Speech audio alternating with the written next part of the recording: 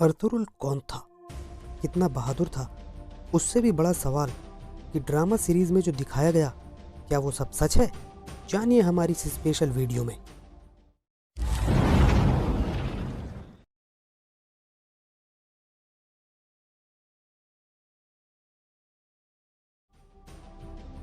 आखिर अरतुरुल कौन था?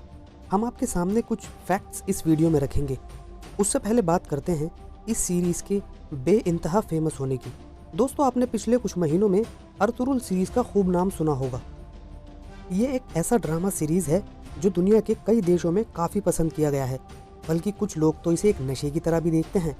यूट्यूब पर भी ये ड्रामा बहुत देखा जा रहा है। भारत के अलावा पाकिस्तान, आज़रबाईजान, ईरान जैसे देशों में तुर्की की इस ड्रामा सीरीज को खूब पसंद किया जा रहा है। इस सीरीज में दिखाया गया है कि कैसे काई नाम के कबीले के सरदार का बेटा अरतुरुल बड़ी बड़ी चुनौतियों से निपटता है। दिमाग उसका लोमड़ी की तरह है जो आने वाली मुसीबतों को पहले ही भांप लेता है। सीरीज में दिखाया गया है कि अरतुरुल एक छोटे से कबीले से निकलकर एक ऐसी विशाल हुकूमत की बुनियाद रखता है जिसका पहला बादशाह या खलीफा उसी का बेटा उस्मान था। बात अरतुरुल की करें तो इस ड्रामे में दिखाया गया है कि अरतुरुल के पिता सुलेमान शाह थे, मगर इतिहास में उनके पिता के दो नाम मिलते हैं। सुलेमान शाह के अलावा एक और नाम अरतुरुल के पिता के लिए मिलता है और वो है गुंदुज अल्प। माना जाता है कि अरतुरुल के जीवन के बारे में कुछ भी पक्के तौर पर नहीं कहा जा सकता, सिवाय इसके कि वे उस्मानी खिलाफत के पहले शासक उस्मान के पिता थे। इतिहासकारों के पास अरतुरुल के बारे में ज़्यादातर जानकारी उस्मानी खिलाफत में मिलने वाली कहानियों से पता चलती है, जो कि अरतुरुल के मरने के एक सदी से अधिक समय बाद लिखी गई।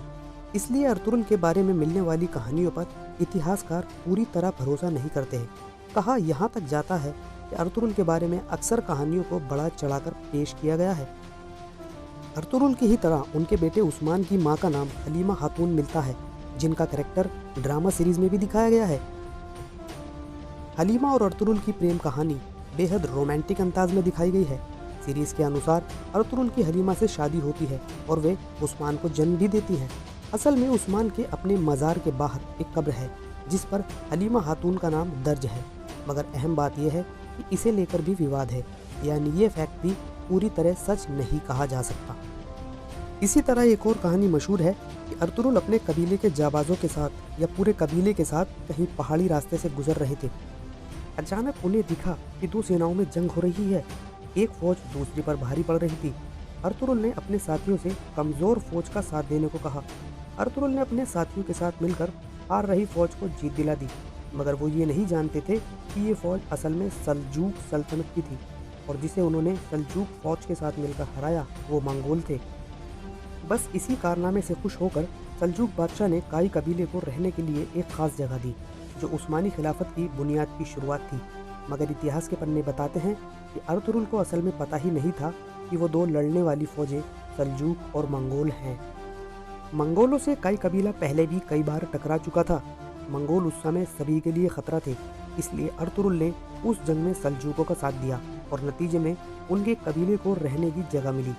ये अरतुरुल की जिंदगी के वो पहलू हैं जिन पर इतिहास एक राय नहीं है। हाँ, इतना सच है कि उनकी आने वाली नस्लों ने दुनिया की सबसे बड़ी और लंबी हुकूमतों में से एक कायम की।